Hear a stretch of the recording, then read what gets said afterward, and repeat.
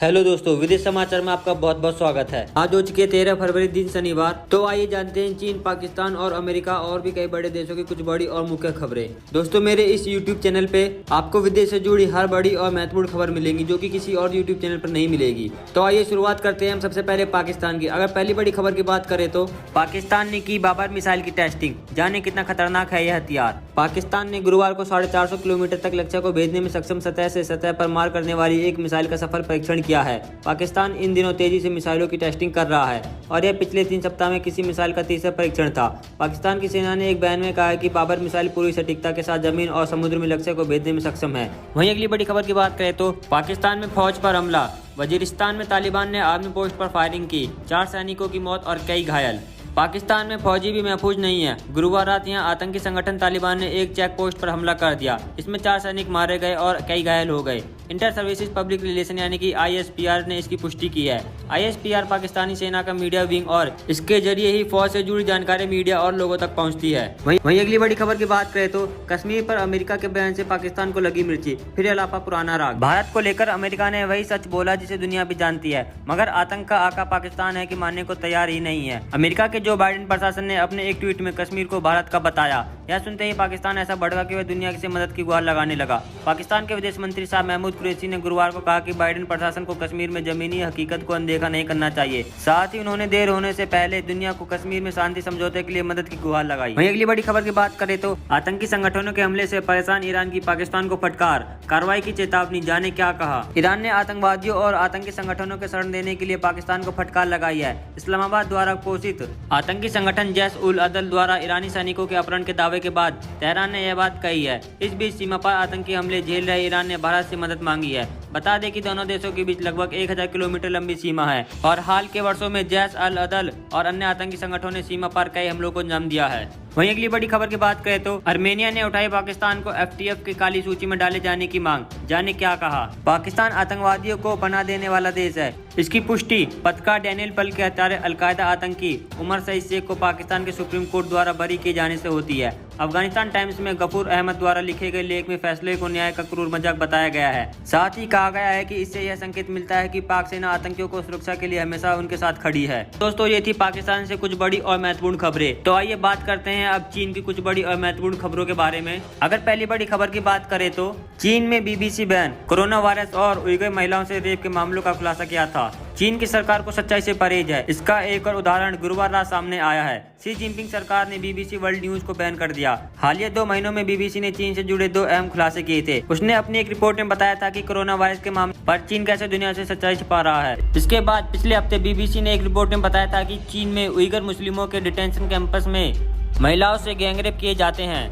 तो दोस्तों, ये थी चीन की कुछ बड़ी और चुनिंदा महत्वपूर्ण खबरें। तो आइए बात करते हैं हम अब अमेरिका की। अगर पहली बड़ी खबर की बात करें तो दक्षिण चीन सागर में अमेरिका को मिला फ्रांस का साथ, तैनात की परमाणु पनडुब्बी। फ्रांस ने दक्षिण चीन सागर में बीजिंग के बढ़ते प्रभुत्व को चुनौती देने के लिए अपनी एक परमाणु पनडुब्बी को तैनात किया है। हाल ही में अमेरिका के राष्ट्रपति जो बाइडेन ने कहा था कि दक्षिण चीन सागर में चीन के साथ प्रतिस्पर्धा चरम पर पहुंच चुकी है।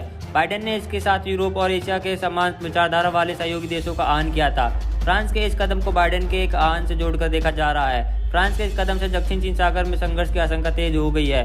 बाइडेन की इस अपील का असर यूरोपीय देशों पर पड़ा है। ऐसे में सवाल यह है कि अब दक्षिण चीन सागर में चीन की नई रणनीति क्या होगी।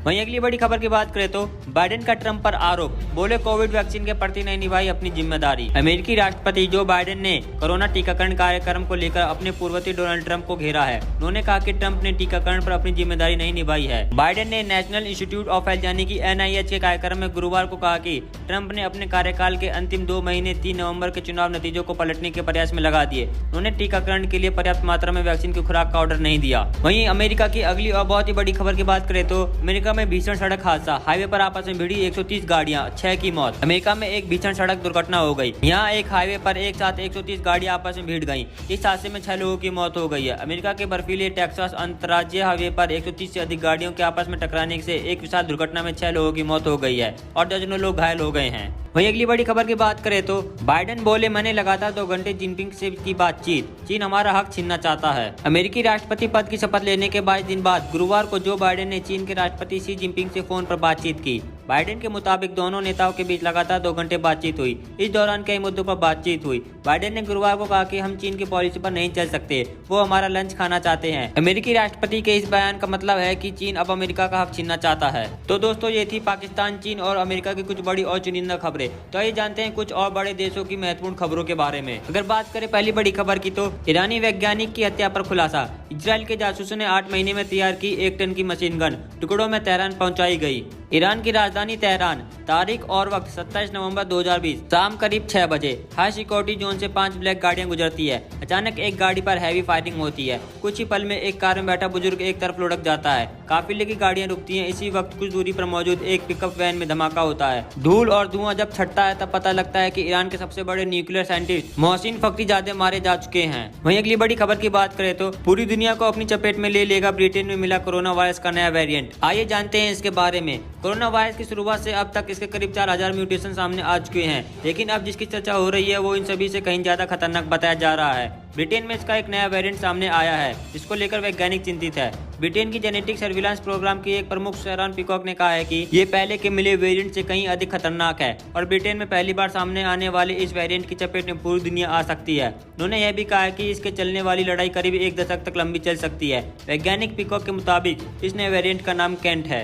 वहीं अगली बड़ी खबर की बात करें तो तंगार नॉर्थ कोरिया को पटरी पर लाने को अधिकारी ने नहीं दिया आइडिया तो तानाशाह ने कर दी उसकी छुट्टी। उत्तर कोरिया के नेता किम जोंग उन ने अपने 2 अधिकारियों को इसलिए छुट्टी कर दी क्योंकि उन्होंने देश की अर्थव्यवस्था को पटरी पर लाने के लिए कोई नया आइडिया नहीं दिया। नॉर्थ कोरिया के तानाशाह किम जोंग उन ने अपनी कैबिनेट प्रदर्शन पर नाराजगी जाहिर की और 1 महीने पहले नियुक्त किए गए एक वरिष्ठ वित्त अधिकारी को सेवा से हटा दिया।